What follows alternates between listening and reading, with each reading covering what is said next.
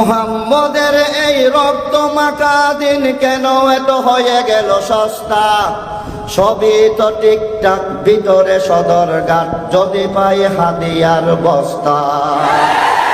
হায়রে মুসলমান কেন এত পিস্টান?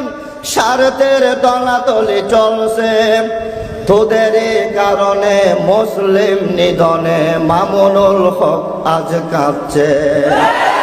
আইন শুধু আল্লাহর ফরমান, কোরআনি বলবো না আমরা বলিনি।